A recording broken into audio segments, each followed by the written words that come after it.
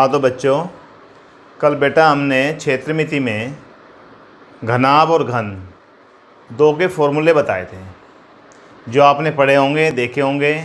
अगर किसी ने नहीं देखा है इससे पहले तो उस वीडियो को ज़रूर पॉज करके देख लें। आज हम एक्सरसाइज क्लास 10th है, 10th की 13.1 शुरू कराते हैं। आपने 9th में सारे क्वेश्चन किए हुए हैं, परंतु 9th में जो भी क्वेश्चन किए थे मेंसुरेशन में, क्षेत्रमिति में, उन सबको हमने अब 10th क्लास में उनको मिला दिया गया। अब देखिए कैसे मिलाया गया। इसने कहा है वहाँ पर हमने घन का आयतन, घन का क्षेत्रफल निकाला था।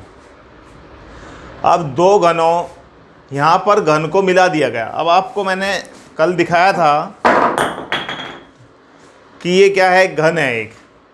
अब इस घन को अगर मैं इसकी बराबर में एक और घन रख दूं, मान ले जाए एक तो घन ये है, इसकी बराबर में एक और रख दूं, तो इसकी स्थिति क्या बन जाएगी। देखिए मैं सामने की स्थिति दिखाता हूं। अगर मान ले जाए एक घन आपके पास ये है, आगे से तो यही दिख रहा है, देखो सामने से अगर तुम देखो केवल ये फेस दिख रहा है इसका, इसी के बराबर में एक और रख दिया जाए, सटाकर एक और रख दिया जाए, यानी कि एक घन ये था और एक घन ये था, दोनों को एक साथ मिला के रख दिया गया। अब आप देखिए सामने से दिखने में ये क्या दिख रहा है, घनाभ दिख रहा है। अब इसकी लंबाई इसने कहा था जिसमें प्रत्येक का आयतन, इसका आयतन पहले घन का आयतन और दूसरे घन का आयतन भी कितना था, 64 घन सेंटीमीटर, यानी कि सेंटीमीटर की घात 3। मैंने बताया था कि इसकी इकाई क्या होती है, घन इकाई। इसका भी आयतन कितना है, 64 सेंटीमीटर की घात 3। अब हमारे पास दोनों घन हैं, दोनों घनों का आयतन 64 घन सेंटीमीटर है। हमें कहा गया कि इनको मिलाकर जब रख दिया गया तो एक ठोस बन गया।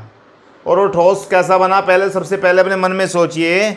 जब दो घनों को सटाकर रख दिया गया कि हमने मान लिया कि दो घन मिलकर एक बन गया ठोस, तो वह ठोस क्या होगा, उस आकृति का नाम क्या होगा। तो मैंने बताया था कि लंबाई जब अलग हो जाए, लंबाई चौड़ाई ऊंचाई अलग हो जाए, यानी कि एक चीज़ भी अलग हो जाए, तो वह घनाभ बन जाता है। अब हमारे पास ये क्या बना है, घनाभ बना। इस ठोस का हमें क्या करना है, पृष्ठीय क्षेत्रफल निकालना है। अब देखिए पहले इसकी भुजा निकालनी पड़ेगी। हमें क्या कहा गया था बेटा, घन का आयतन। घन का आयतन क्या है, घन का आयतन, घन का आयतन कितना है, 64 सेंटीमीटर की पावर 3। चलो जी, इसको हम क्या करें, भुजा की घात 3 कर दें, भुजा की घात 3। चलिए बराबर क्या हो जाएगा, 4 की घात 3 हो जाएगा भाई। अगर मैं यहाँ पर भुजा की घात करूँ, 64 क्या होता है, 4 की घात 3। कैसे आया कि 64 को हम 4 गुना 4 गुना 4 3 बार लिखें तो 4 की घात 3 बन जाएगा। इसका मतलब ये हो गया कि भुजा कितनी हो गई, भुजा बराबर 4 सेंटीमीटर। किसकी भुजा आई बेटा, ये भुजा घन की भुजा, एक घन की भुजा 4 सेंटीमीटर है। तो मान लिया जाए एक घन ये था यहाँ से यहाँ तक, और एक ये था, ये कितना हो गया, 4 सेंटीमीटर, ये कितना हो गया, 4 सेंटीमीटर। तो इसका मतलब यहाँ से और यहाँ तक की लंबाई कितनी हो गई, 8 सेंटीमीटर। यानी कि हमारा जो घनाभ बना है, उस घनाभ की लंबाई कितनी हो गई, 8 सेंटीमीटर। हमारे ऊंचाई पर मैंने इसके बराबर में अगर दूसरा भी रखा था तो इसकी चौड़ाई पर और ऊंचाई पर कोई भी प्रभाव नहीं पड़ा, केवल किस पर प्रभाव पड़ा, लंबाई पर। और लंबाई बदलकर कितनी हो गई, 8 सेंटीमीटर। तो बना जो ठोस है, जो बना ठोस, और ठोस क्या है बेटा, ठोस है घनाभ। क्या चीज़ है ये, घनाभ। तो इस घनाभ की लंबाई क्या होगी, की लंबाई। अब आप समझ गए होंगे कि लंबाई कितनी होगी, 4 + 4 यानी कि 8 सेंटीमीटर। चलो जी, लंबाई हमारे पास आ गई। अब हमारी चौड़ाई पर कोई इफेक्ट नहीं पड़ा, ऊंचाई पर कोई इफेक्ट नहीं पड़ा, तो चौड़ाई क्या होगी, यानी कि चौड़ाई बराबर 4 सेंटीमीटर। इसी प्रकार ऊंचाई भी हमारी क्या रहेगी भाई, 4 सेंटीमीटर। तो भाई हमें क्या चाहिए, घनाभ का पृष्ठीय क्षेत्रफल। क्या कहा है इसने, घनाभ का पृष्ठीय क्षेत्रफल, जो ठोस था उसका पृष्ठीय क्षेत्रफल। तो पृष्ठीय क्षेत्रफल में हमें क्या निकालना पड़ेगा, घनाभ का संपूर्ण पृष्ठ। पृष्ठ का मतलब इसके ठोस के, इस ठोस के हम जहाँ जहाँ पर अपने हाथ को फिरा सकते हैं वही उसका पृष्ठीय क्षेत्रफल होगा। तो अब तो हम इसके, मान ली जाए ये हमारा ठोस बन गया, यहाँ पर भी हम हाथ पेंट कर सकते हैं, यहाँ पर, यहाँ सब जगह कर सकते हैं। तो इस तरह से जब पृष्ठीय क्षेत्रफल पूछा जाता है तो उस ठोस का हमें क्या निकालना होता है, संपूर्ण पृष्ठ। तो हम अब निकाल दें बने ठोस का, और ठोस क्या है भाई तुम्हारा, घनाभ। घनाभ का संपूर्ण पृष्ठ, पृष्ठीय क्षेत्रफल भी लिख सकते हैं, पृष्ठीय क्षेत्रफल, पृष्ठीय क्षेत्रफल। अब बेटा पृष्ठीय क्षेत्रफल में क्या आएगा, फॉर्मूला क्या था, 2L into B plus B into H plus H into L. यानी कि अब तुम कहोगे हम लेकर घन चले थे और बना दिया घनाभ।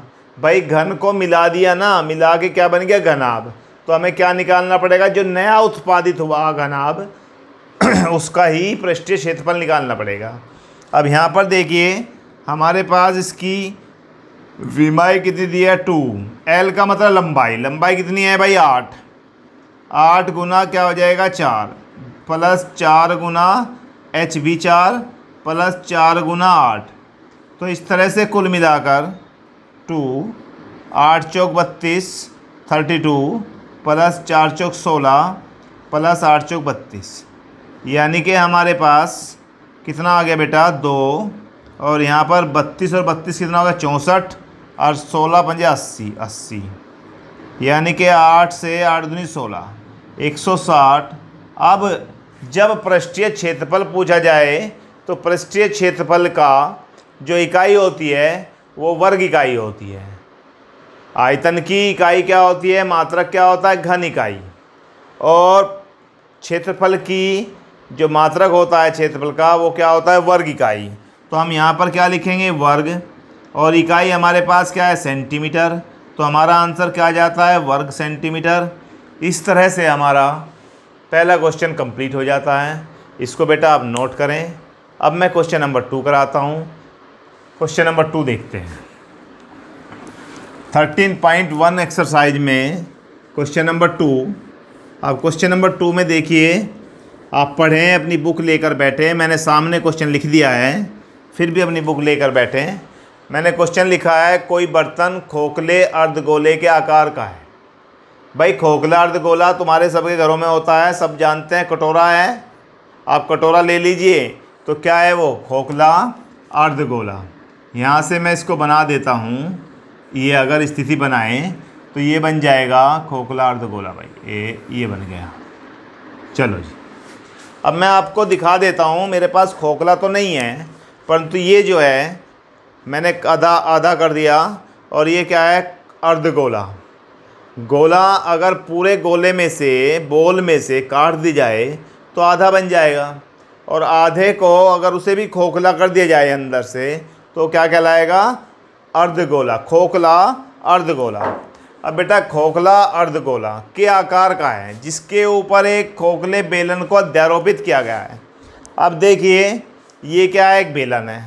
मैंने इसके ऊपर इसको बेलन को फिट कर दिया, बिल्कुल उसी के ऊपर। अर्धगोला खोखला है, बेलन भी खोखला है, दोनों को एक दूसरे के ऊपर फिट कर दिया।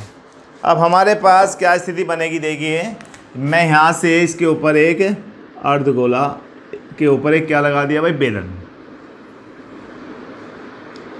अब हमारा ये जो है स्थिति ऐसी तो बनेगी भाई, इस तरह की। नीचे से क्या है, अर्धगोला, इसके ऊपर हमने क्या रखा, ये था क्या हमारे पास, अर्धगोला।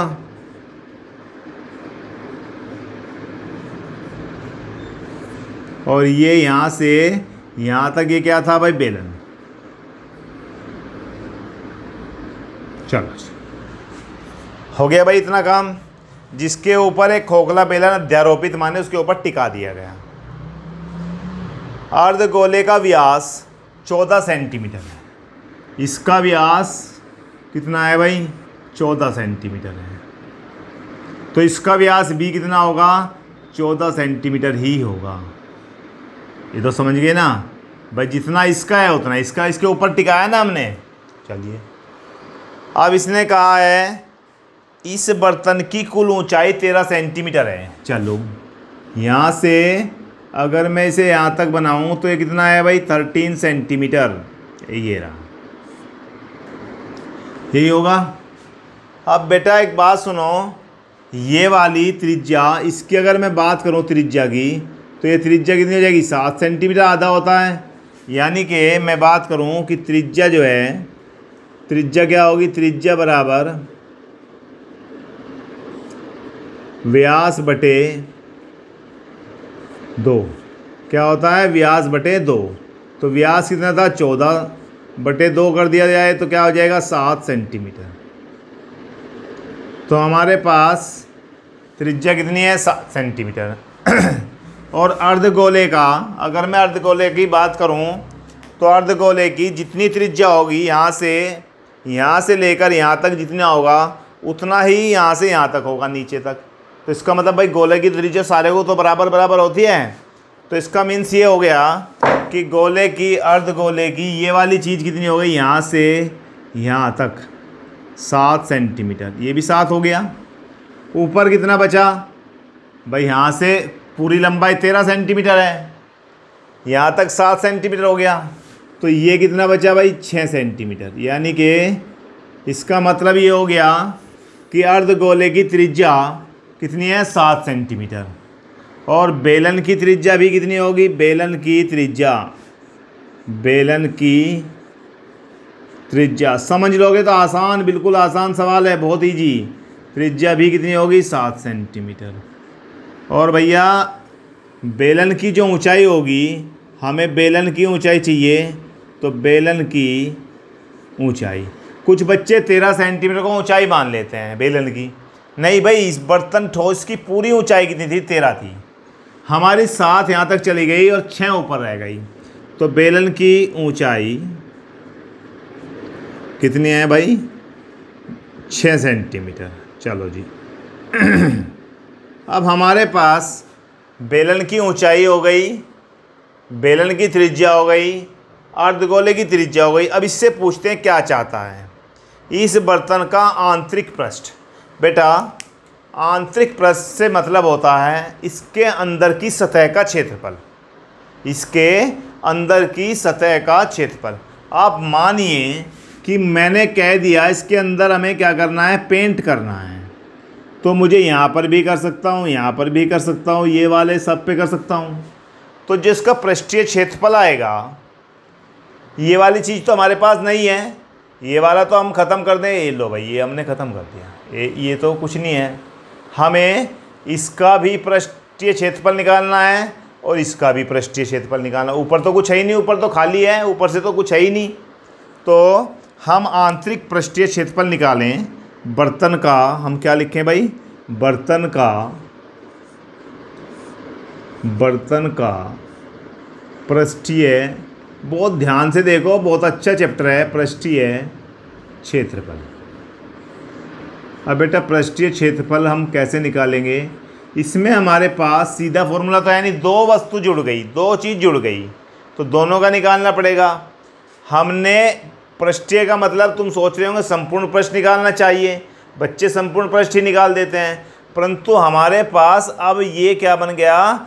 ये वाली चीज़ हमें देखना पड़ेगा। एक तो इसका बेलन के यहाँ तक का निकालना पड़ेगा, ये वक्री पृष्ठ हो गया इसका, और ये वाला भी क्या हो गया? इसका वक्र पृष्ठ हो गया। तो हमें क्या करना पड़ेगा?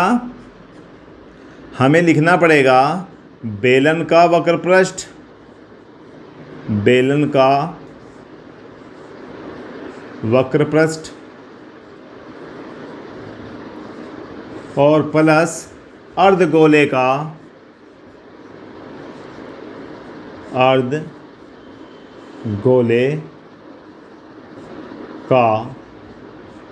वक्र पृष्ठ।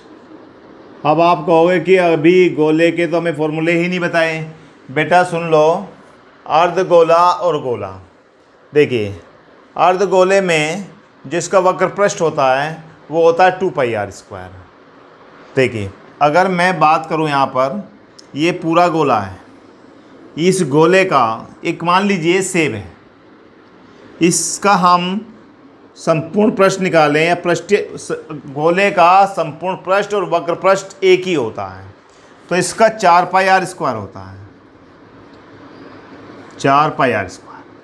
अगर हम संपूर्ण पृष्ठ और वक्र पृष्ठ की बात करें तो क्या होता है 4πr²। अगर मैं इसको आधा कर दूं, चलिए भैया, और आधे का वक्र पृष्ठ पूछा जाए, अब यहाँ अंतर आ जाता है। मैं इसको यहाँ पर आधा कर दिया और इसका वक्र पृष्ठ पूछा जाए तो वक्र पृष्ठ तो पक्का पक्का क्या हो जाएगा 2πr²। भाई ये वाला इससे तो चाहिए भाई, ये वाला। परंतु अगर आधे गोले का संपूर्ण पृष्ठ पूछ लिया जाए तो बेटा संपूर्ण पृष्ठ में जैसे कि सेब का आधा लाल भाग तो हो गया 2πr², परंतु जब हमने उसे काट दिया था तो उसका सफ़ेद वाला भाग भी था, और सफ़ेद वाले भाग का क्या हो जाएगा πr², वो एक वृत्त बन जाता है। तो उसका अर्धगोले का संपूर्ण पृष्ठ की बात करें तो क्या आ जाएगा 3πr²। परंतु हमारे पास अर्धगोले का क्या चाहिए, हमें अर्धगोले का वक्र पृष्ठ, तो बेटा ये हो जाएगा 2πrh और प्लस क्या हो जाएगा 2πr²। हमारे पास दोनों का वक्र पृष्ठ आ गया। हम यहाँ पर भी इसकी वैल्यू रख सकते हैं, परंतु हम यह वैल्यू यहाँ पर ना रखें, इसको कुछ कॉमन ले लें, हमारा क्वेश्चन कुछ आसान हो जाएगा, हमें कैलकुलेशन करना आसान पड़ेगा। देखिए 2 यहाँ पर भी है और यहाँ पर भी है, तो मैं यहाँ से 2 कॉमन ले लेता हूँ। पाई यहाँ पर भी है, यहाँ पर भी है, पाई को भी कॉमन ले लेते हैं।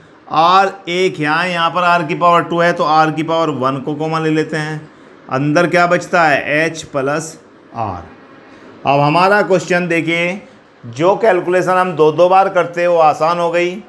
अब हम यहाँ पर 2 × पाई की वैल्यू क्या है बेटा 22/7, r मतलब त्रिज्या कितनी है रेडियस 7, और बेटा h कितनी है इसकी बेलन की, h किसकी है बेलन की।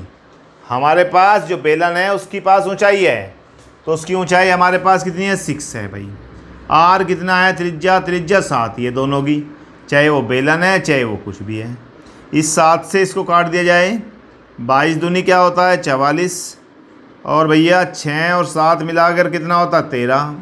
अब 13 का पहाड़ा तुम्हें आता नहीं होगा भैया, 13 का पहाड़ा याद कर लो जब भी आपका क्वेश्चन आएगा। 13 चौका 52, चलिए भैया क्या बचा 5, 13 चौका 52, 52 और 5 क्या होता है 57।